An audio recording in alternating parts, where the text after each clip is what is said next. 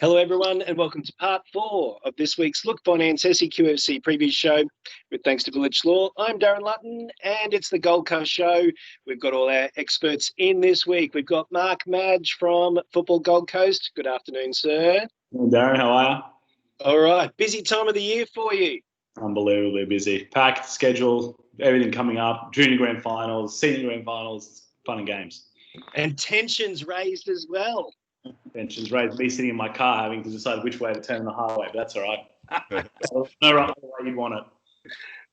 All right. We've got last week's guest back again. We've got Brett Budwee from Palm Beach. How are you, mate? Good, mate. How you going? Very well, thank you. And we've also got Kirk Brebner from Surfers Paradise. How are you, boys? Thank you. Good. All right. Now, before we get into this weekend's results, let's have a look at last week's grand final and a thrilling Coast League grand final between Kingscliff and... Musgrave. Yes. Mark, take us through the game. Yeah, obviously, Musgrave, it was a fantastic day, first and foremost, down at Palm Beach. Palm Beach did a fantastic job in hosting it. So to Michael Hans and his whole committee, thank you for hosting that event. The game, pretty much the reserves probably set the tone for the rest of the day. There was a tight game, went to penalties in the heat, no extra time there, so straight to pens. That's what you want to see. Both keepers played fantastically well there in that one. Obviously, Kingscliff coming away the winners. And then the first grade, Musgrave started the better of the two teams, I'd say. That, they capitalised on a Kingscliff mistake. They're actually 2-0 up heading into half-time. The only thing was you could see sort of in the Musgrave players, and obviously I knew a bit more previous to that game, was they were carrying a lot of niggling injuries. And even though they scored those goals, the celebration wasn't as if they'd, go on and win 3 or 4. They knew that they still had a lot of work to do. And that showed in the second half. Obviously, Kingscliff came roaring back in the second half, had plenty of legs, had plenty of chance upon chance. Got it to 2-2. You'd say Musgrave had the best opportunity to win the game with about 3 minutes left. Those that have seen the highlights, top scorer Vilic Law goes in, has a one-on-one, opens his body a bit too far and sprays it wide, and it goes into extra time. And from there, you think Kingscliff were always going to run away victors, just because of the legs and about the endurance and stamina that they've had. It's hard to say, when it goes to 120 minutes at any level, let alone our level, it's hard for the players to adjust. It's only an extra 30 minutes, but I think physically it demands a lot more in them. I also think, obviously, Palm Beach has a lot more grass and a lot of fields on the Gold Coast this time of year. It's a bit spongier, so that might have had a bit more part to play. Coast League clubs used to play on rock-solid concrete, so something a bit different for them. But look, fantastic day. Credit to Kingscliff. They're undefeated for the season. Double winners, and now they come to the Premier League where they hope, as I think Ross said during the week to the Bulletin, hopefully he doesn't, he's not there just to make up numbers. Hopefully he can do something and get himself at some point in the table. So do you think that it was Kingscliff's superior fitness that got them over the line? I think so. I think a combination of that and Musgrave's injury toll, and obviously going into the game, a lot of question marks over a lot of players. That probably was the main difference at that point. Speaking to Jason Schultz after the game, who's a Musgrave coach, he said there were a lot of players that didn't even train the week of the grand final because of their injuries and had to get ready for the game, doing extensive, recovery and all the rest of it. It's not easy. I think also personally, I think having both teams in the final doesn't help them as well in one capacity, because they can't even pull in a better reserve grade player to fill a gap or to be that first fresh sub like they might normally be able to do in a regular season game, because they obviously want to win both finals. But I think obviously Kingscliff being a bit younger, a bit fitter, as soon as they went to extra time, I think you just saw the spring in their step that they weren't going to be beaten. Well, congratulations to Kingscliff doing the double. We look forward to seeing them in the Premier League next season. Now, you had some grand finals midweek. Can you run through some of those results, please? Yes, the first 2 Metro finals were last night with the women.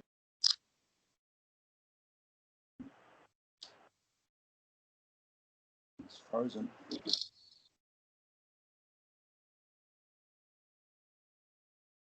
Semi-final as well. So, a lot of Broadbeach fans there. It was actually, I'd say, a pretty decent crowd. I reckon at least over 200 people there for a midweek game, which is pretty good on the Gold Coast.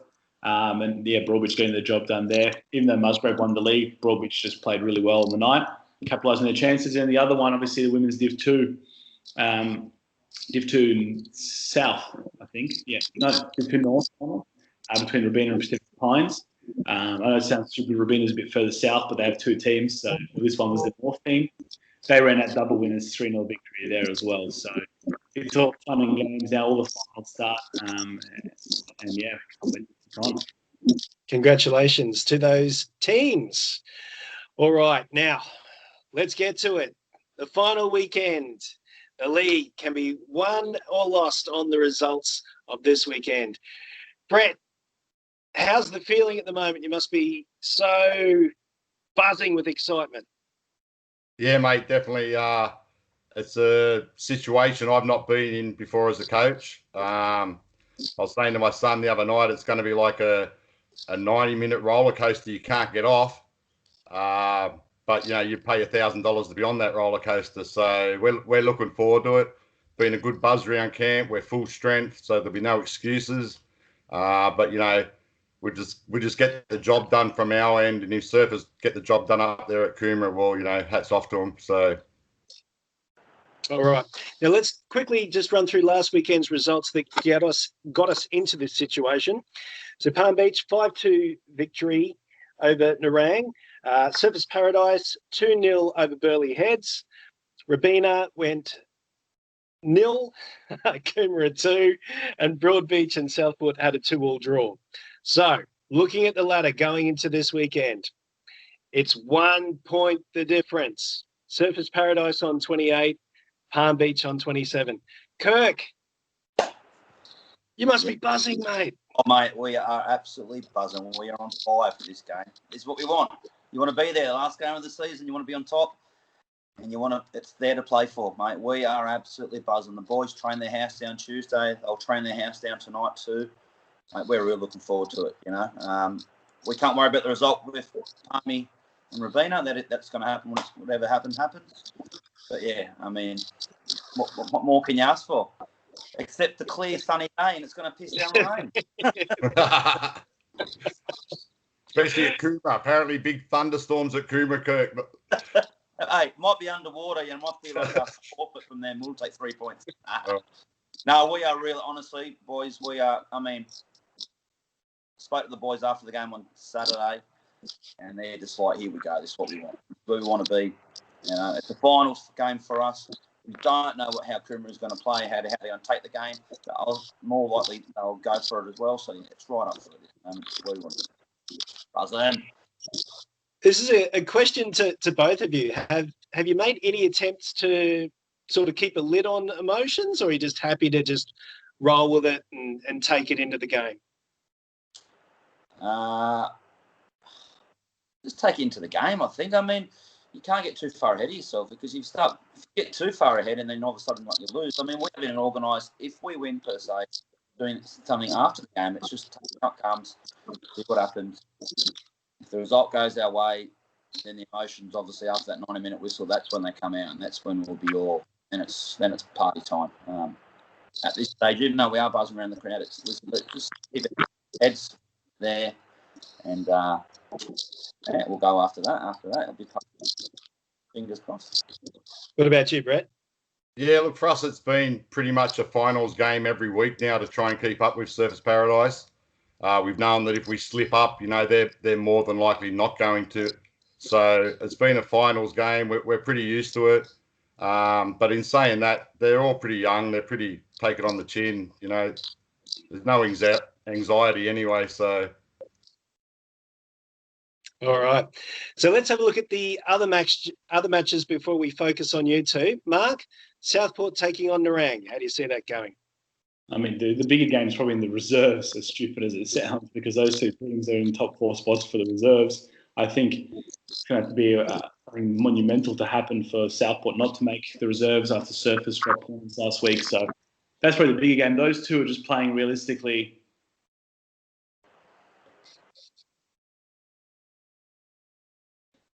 There's no either, none of those teams can move any higher, any lower. So, look, yeah, it's one of those games. Sometimes, it's a chance to go and enjoy football. And sometimes you see the best games when it's like that. There's nothing really on the line, and people just go out and enjoy it and play. So look, I'm expecting both sides not to go as hard as they did, especially for them when they had that 2-2 draw against Broadbeach. The emotions in that, the roller coaster they had with their, Rob Semple being stood down and so on and so forth. I think they'll just go out and enjoy that game, both teams. But just one thing to do consider, though, sorry to interrupt there, is there's still a lot to play for. I think a lot of people, not that it's about the personal award, but there's still top score trophies, there's still MVPs to go out and play for. So at the end of the day, players might still want to go out there and perform and try to get some personal accolades, even though it might have been as a successful year for the team as they would have hoped. All right. The other match on Saturday is Burleigh Heads up against Broadbeach. Now, Broadbeach are going to be in a playoff the following week, aren't they? So it's Tuesday. The first leg of the playoffs on Tuesday. I expect I can see it one or two ways, but I'm pretty sure I can confidently say I would most likely see Broadbeach resting a few players to ensure they're ready to go for that Tuesday game. Burleigh won't. Burleigh going hell to leather for it as well. It's sort of similar to the surface game situation where Burleigh has everything to play for, and Broadbeach have one mind though on a playoff, whereas we're going to have their mind on the finals. So, look, at Burleigh, you'd fancy them in that game. It took them to the last minute to score against them in the first round, which ended the end of that halfway point of our year. I think the way I watched obviously Burleigh play against Surface over the weekend, and although they probably didn't play their best game, Surface defended probably the best game they've played all year defensively. But I think that rhythm and that flow will start a bit more, and they'll know that they have the talk is around. Obviously, a couple of their players might not be playing next year. They might call it a day. Philo's undecided what he might do, so they don't want to go out this week. They want to make sure they're in the finals and at least give themselves an opportunity to play some finals football. Sure. And we're trying to get someone from Broadbeach on the show next week. So if you're out there listening, check your messages, Broadbeach. All right. Yeah. Now, let's get to the other two games. Brett, you're taking on Rabina. Yeah, big game. I expect a massive crowd. It'll probably be our biggest crowd of the year. Hopefully, Rabina brings some kids in that as well. We're not going to take them any light. They're a good team. Watch them play against Burleigh. They're really good in attack, really lively. But we're going to play with an intensity for 90 minutes, so they've got to be able to match that for the whole 90 minutes. So, I'm sure in the last 10 minutes the crowd will lift us if needed. But we're just going to enjoy the day. Reserve grade are playing for the title as well. So, massive day for the club considering where we were last year and where we've been for the last 3 or 4 years. So we're really looking forward to it, mate. Any special activities arranged for Saturday? No, it's just I think they're having a coaches function maybe. But all the kids have been, on Facebook and on social media, getting behind it, sharing posts, and I think we've got just as many junior supporters now as we do the seniors up on the hill, which is great. But no, look, really positive. I'm not looking forward to the emotional roller coaster, like I said before, but looking forward to the day as a club, All right. And Kirk, you're taking on Coomera at Viney Park. Yeah, Run through the game. It's just as usual for us, I think. That's how we're going to take the game. Coomera got a good result last week against Rabina. We know how Coomera play. They know how we play. Last week's game against Burleigh was very cagey for us. So, interested to see how Alex takes this game. Pressure on us, is it pressure on Palm Beach, or is pressure on both of us? It's not sure, you know what I mean? But sometimes it's hard to talk about it because you don't know what's going to happen. Yeah. Your face is pretty much telling the story, Kirk. Already. I've got the small one ready. Is that the only one? The question is, Darren, what's Mark going to be doing? So, Mark, what are you going to do? Sit on the freeway halfway between Coomera and Palm Beach? What's the deal? Well, firstly, we don't have the luxury of being the EPL where we can make 2 dummy trophies and have a helicopter. So that's the first thing. Second thing, you'd have to surface in the lead. You'd have to say, funny enough, I'll be at Palm Beach for the reserve grade game because I'm not saying I'm not going to jinx it, but they're versing Robina, who are bottom of reserves. They're expected to win at home. I'll be there to present that reserve grade trophy. That means 5 o'clock will hit. 4:30, 4:45. I've got to make a decision. Do I take the trophy up to Coomera and see what happens, or do I stick around and wait and whatever else? My worst part is I actually love watching something. I need to be able to watch a game of some sort. So for me, I'm going to just do kilometres. I'm going to drive up to Coomera. I'm going to sit in Coomera. I'm going to watch. I'm going to wait. I think we've spoken to both presidents and told them both, look, if it's close, please be aware that you might win and you might be the champions, but we still are transporting the trophy either way. So be patient. We'll get there as soon as we can, and so on and so forth. But those 2 games, it's a fitting end to our season, the way it is. It would have been much more fitting. Obviously, people don't really look at it as much as I probably would here, but if Robina had beaten Coomera last week, it'd be even more to play for completely. So because Robina could then still play for 3rd, Coomera still have to play, try go out and win to stay in 3rd spot really. In that aspect, obviously Brett's got the right end of the deal in that aspect that Coomera don't need a result. Robina need a result because a draw's not good enough for Robina if Burleigh wins. Robina have to come for 3 points. They're putting a lot of great work in this back end of the year to put themselves in this position, but it all means for nothing at the end of the day, and that's not what you really. That side is good. I have some great players in good positions that they want to be in this position, but they would have much rather preferred their top 4 sealed going into this game. And then who knows, Brett, they might have gone all good. We'll rest some players because we locked into the 4, and that was our main aim. Who knows? I can say, look, I'm not going to say too much, but I've spoken to a few coaches around and some of these teams. So, I don't think that there'll be full strength teams running around the whole Gold Coast. I'll leave it at that. Full strength. Coomera? What was that? Do you think Coomera and Surfers will be full strength? I think Surfers will be full strength. I think Surfers will be full strength. Look, Coomera will be full strength. Coomera will be full. They'll be up for this game. It's set time for the final. If they beat us, they play us in the semi-final. So they want to show something. Obviously, Brett, Robina, I think Burleigh's going to win, let's be fair. They've got the playoffs, and if Burleigh win, then Robina must win. Or have they had a failed second half of the season if they don't make the finals? Tell you what, though, for the last game of the season, it's certainly what we want, lads, isn't it? Certainly what we want. The last time we had this situation was in 2011, where, funny enough, some people in this scenario are still involved in that scenario. That's Alex, obviously. He was playing at that point in Southport. They were top of the table going to Toohey Valley Kings at that point. They just needed to win. And they lost. And then Broadbeach just had to beat Merrimack, another top 4 team in that year, to win the title, because if Merrimack had gotten a point or something out of the Broadbeach game, then TVK would have had the title. So that was 3 teams, all 3 teams going for 1 title that year. Crazy. So at least it's only 2, but again, we couldn't have even 2 further destinations from one another, Palm Beach to Coomera. So, but you did say that you will have the trophy at Palm Beach, yeah? I'll have a trophy at Palm Beach. You have just Moz Palm Beach. Never. We'll see. So just throwing a spanner in the works there, Kirk, if you win the game, will you stay and celebrate at Coomera, or will you go back to Palm Beach to kick on?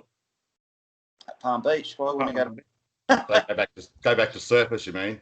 Oh, sorry, to Surface, yes. Yeah. Probably be quicker for Mark. Well, yeah, of course. We'll go back to our sponsor, pub. We'll go to either Finn McCall's and have a few beers in there. Probably past the clubhouse too where I'm at now. So, yeah. But we don't know yet. We haven't organised anything. There we go. As long as there's no rain. I don't like presenting in rain, so We'll get you an umbrella. We'll get you an umbrella, Mark. it's not going to be good enough. Beach one. And we could also have a situation with one match washed out and the other one continuing. Oh, there's a scenario. We've thought about a few scenarios. Brett, with Palm Beach and your crowds this year, unbelievable with your crowds, mate. The way you bring the kids in and stuff like that, even the Palmy Army or down here at our game, outsung our boys pretty well. But it's a credit to your club for that. And obviously this weekend with Rabina, hopefully being a decent crowd, and for the finals will be, yeah. Hopefully I don't get a beer can thrown at me. Yeah, cheers, Kirk. No, it was a good day, the game at Surfers Paradise. Actually, there was a few hecklers that were getting on my nerves as well that day. But, that's what we want. I went and watched the Broadbeach game against Southport, and they had kids there and that as well. So, if we're kickstarting something positive like that, it's all for the good of the local game, I think. The more kids and the more spectators out there, the better. 100%. No, great. Well done. Thank you. All right. Before we wrap up the show, we should have a chat about that Tuesday playoff game. Mark, Runaway Bay up against Broadbeach. How do you see that going? Look, it's going to be... I think what's going to hurt Bay in the long run is the fact they haven't played in a couple of weeks.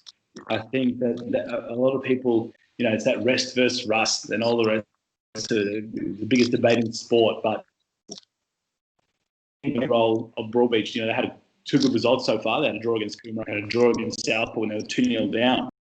So they will have a bit of fighting spirit there. They looked a bit more offensively creative in the last couple, especially against Southport. So I'm expecting them to continue to push on for that playoff game. I know Bay will be ready. I see Nathan, he's been at plenty of games since they've been knocked out. A lot of games. Asked for footage from us from the Broadbeach games in the past. So he's going to have his team prepared. Whether or not they have the experience factor, because you look at it like this, Justin Watmo, in his own right, has played more senior games probably than that whole team combined times two. So he's a big time player. I'm expecting him and Danny Morton to really lift next week and get the job done for them in those 2 games and keep Broadbeach in the Premier League. But again, if I'm proven wrong, I'll put my hand up and I'll say I was wrong. I know the Bay boys always listen, and they always, when I go down there and say, we'll prove you wrong. So I wish nothing but the best for both teams. I hope it's usually a really well-attended game. So I'm really hoping that both teams play some good football so we can go down and enjoy it. All right, boys, I might give you one last chance to make a comment before we wrap up the show. Look, mate, I think I said it to Alex, no matter what happens, I'll be the first guy to ring him and congratulate him if that's the way it goes, and I presume it'll be the same for him. This is what the situation you want to be in football. Obviously, people would like to win the league or whatever, but, for us to be in a situation like this, I think we probably overachieved a little bit from where I expected at the start of the year. So whatever happens, we'll be up for it. So, like I said, looking forward to it. Okay. The club's been working for this for many years, so put ourselves where we want to be. It's all up to us now. We wish Brett and Palm Beach best of luck.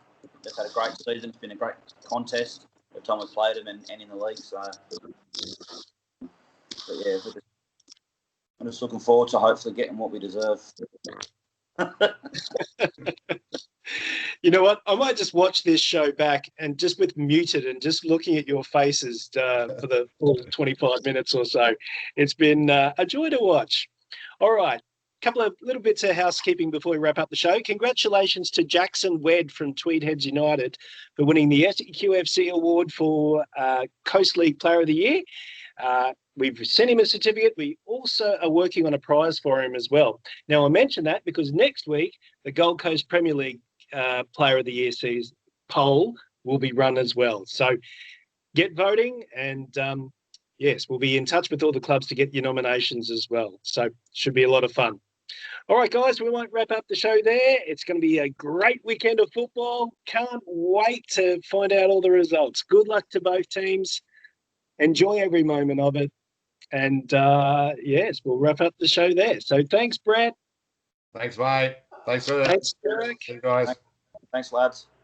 And Mark, as usual, thank you for your time. Not a problem. Thanks, Darren. Appreciate it. This is the Look Finance SEQFC Preview Show. With thanks to Vilic Law. We'll see you next week.